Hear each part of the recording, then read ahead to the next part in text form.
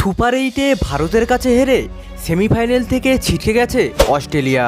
আর তারপরেই Pat Cummins একটি ইন্টারভিউতে বড়সড় মন্তব্য করে বসলেন ভারতকে নিয়ে। প্যাট কামিন্স হঠাৎ রেগে গিয়ে কেন এমন মন্তব্য করলেন বিস্তারিত জানাবো এই ভিডিওতে, তাই ভিডিওটি স্কিপ না করে শুরু থেকে শেষ পর্যন্ত দেখতে থাকুন। এতদিন পর্যন্ত প্যাট কামিন্সের সাথে ভালোই সম্পর্ক ছিল ভারতের, কিন্তু হঠাৎ করেই প্যাট কামিন্সের রেগে যাওয়ার কারণ হয়ে দাঁড়ালো সুপার 8-এ অস্ট্রেলিয়ার সাথে ইন্ডিয়ার ম্যাচ।